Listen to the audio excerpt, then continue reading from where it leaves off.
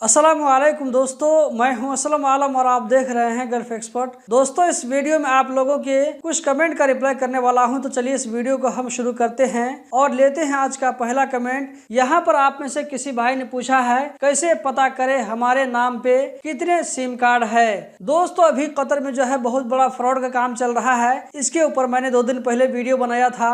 वहां पर आपको पता भी नहीं चलेगा, आपके नाम से जो है डबल तिरबल सिम कार्ड निकल जाता है और बाद में जो है आपके नाम पे बिल आता है। तो इस तरह की परेशानी से बचने के लिए कभी कभी आप लोग जो है वोडाफोन सेंटर या ये के जो है ओरेडो सेंटर में जाकर के बातचीत करते रहा करें। वहां पर जो अपना आईडी कार्ड दे करके चेक करते रहा करें कि इस नाम से जो है कितना सिम कार्ड निकला हुआ है। और यहाँ पर मैं आप लोगों को सजेस्ट करना चाहूंगा कि वोडाफोन का या ये के ओरेडो का जो ऐप आता है, तो उस ऐप को भी आप अपने मोबाइल में इंस्टॉल करके रखें। तो इस तरह आप लोगों को पता चलता रहेगा कि आपके नाम से कितना सिम कार्ड चल रहा है। दोस्तों, आज के अगले सवाल में आप यहाँ पर देख सकते हैं, आप में से किसी भाई ने पूछा है भाई ट्रैफिक फाइन सेटलमेंट का कोई अपडेट आता है तो इन्फॉर्म कीजिएगा कतर में। यहाँ पर मैं आपको कहना चाहूंगा, ट्रैफिक फाइन का सेटलमेंट जो है जल्दी जल्दी नहीं आता है, ये बहुत दिनों के बाद में आता है। मेरे ख्याल से साल में एक बार या ये कि 2-2 साल 3-3 साल पर जो है इस तरह करके आता है। अगर आप इसके इंतजार में रहेंगे तो आपको जो बहुत ज्यादा टाइम वेट करना पड़ेगा।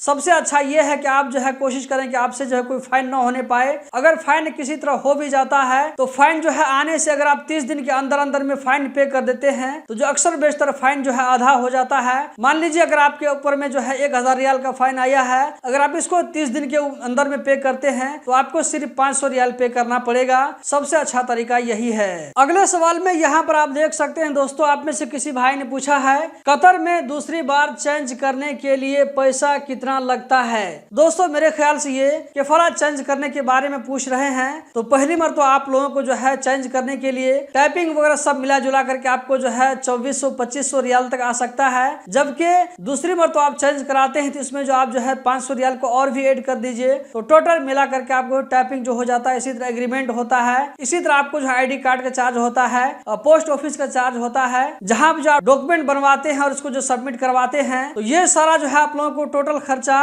2800-2900 रियाल या ये के ज्यादा से ज्यादा 3000 रियाल इसके बीच में आएगा। इस खर्च में आपको आईडी रिन्यूअल नहीं है, बल्कि आप दूसरी कंपनी में जो ट्रांसफर करेंगे इसका चार्ज और टाइपिंग चार्ज, एग्रीमेंट, ये सब चार्ज मिलाकर के मैं बोला हूँ आईडी कार्ड को रिन्यू करने का अलग से आएगा।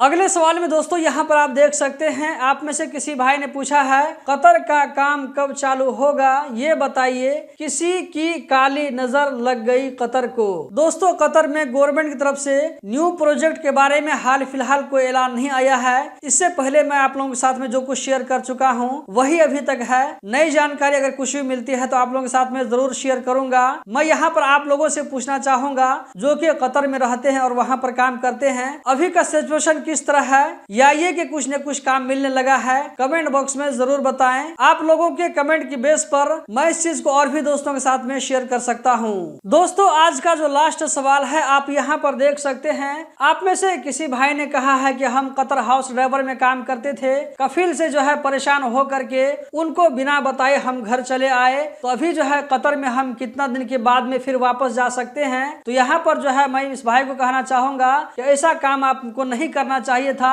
और आप में से जो लोग इस तरह इरादा करते हैं कि मान लीजिए काम ज्यादा हो गया या ये कि कफिल के परेशान करने की वजह से अचानक जो है आप लोग जो है कतर छोड़ करके मत जाएं, वरना कफिल आपके ऊपर में कुछ भी झूठ मूठ का जो है केस डाल करके आपको लाइफ टाइम के लिए बैंड करवा सकता है। तो ऐसी गलती मत करें। और दूसरी बात यह है कि इस तरह जो आने पर आपका क्या होगा कि आपका आईडी कतर में जो है सिस्टम में बाकी रहेगा, तो आपका आईडी जब तक कैंसिल नहीं होगा तो आपका न्यू वीजा नहीं मिलेगा। तो बहरहाल इस भाई ने पूछा है कि इस भाई ने अपने कफिल को बिना बताए जो वो घर चले गए हैं तो ये कितना साल के बाद जा सकते हैं। तो यहाँ पर इसमें भाई को जवाब देना चाहूंगा कि नॉर्मल जो है अब 2 साल तक आप कतर नहीं जा सकते हैं, 2 साल के बाद में आप जा सकते हैं। लेकिन अगर इस बीच में आपका आईडी कैंसिल हो जाता है तो 2 साल के बाद जा सकते हैं। लेकिन अगर आपका कतर आईडी कैंसिल नहीं होगा तो हो सकता है कि 2 साल गुजरने के बाद भी आपका वीजा न निकले। तो यहाँ पर डिपेंड करता है कि 2 साल के बाद आपका इकामा कैंसिल होता है या नहीं। इकामा कैंसिल हो गया तो आप 2 साल के बाद जा सकते हैं, अगर इकामा कैंसिल नहीं हुआ तो हो सकता है कि आपको 3 साल भी रुकना पड़े। तो दोस्तों, यही थी आज की वीडियो। उम्मीद करता हूँ जरूर पसंद आई होगी।